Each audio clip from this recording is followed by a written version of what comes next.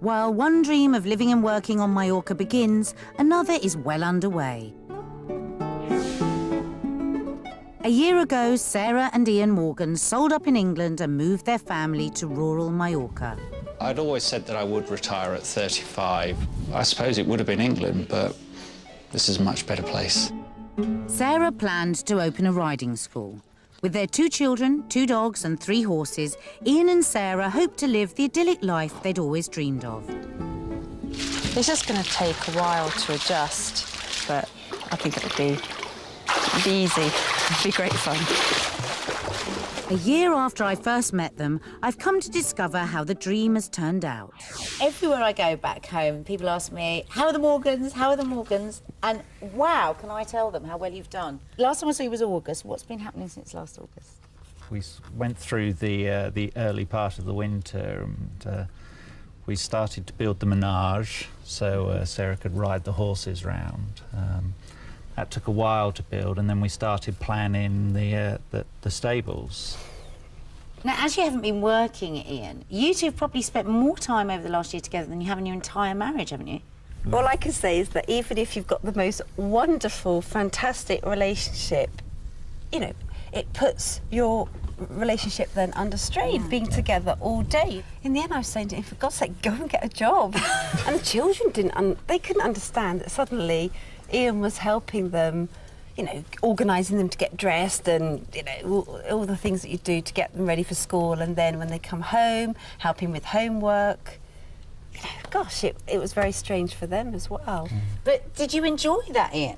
I have a much better relationship with them now than I did maybe a year ago. Now, Ian, I know you say you're not a workaholic, but Sarah says you are. So how has it been for you out here?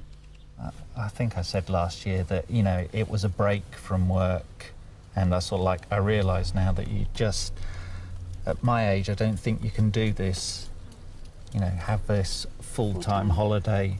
Oh, really? This early in life. No. And Sarah's expectations have also taken a knocking. I mean, I was told, fantastic riding here, and when I looked around, I thought, wow, yes, but I had no idea that those mountains actually obviously are very rocky and you can't just ride over them, and they don't have bridleways here like they do in England, so there's nowhere designated for horses to go. The Spanish have absolutely no idea. If they see a horse, they just put their foot down and come so close as well, so obviously the children, no way can they ride out. And what about the day-to-day living? What was that like? It's hard because at the end of September, come October, the place closes.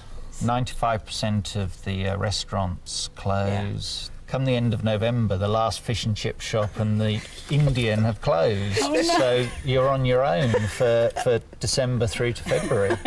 You know, I've cried every day in the winter. Have you? Yes, because I've really tried. I really tried to make it my home, our home, but I just don't feel at home here. That's all I can say, is that I just really, really miss England, and I didn't think I'd say that. So things really haven't gone completely according to plan, have they?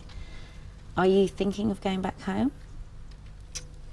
Yeah, I mean, after careful thought, we have decided, for all of us, we will be happier and at peace with ourselves and all that, to move back to England.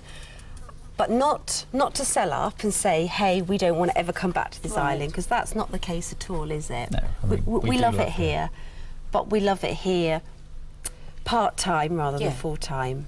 But equally, I'm so glad that we did it, and no regrets. And for the children, absolutely, they've had a fantastic time. You've certainly had an experience out here, so definitely. Good luck back home.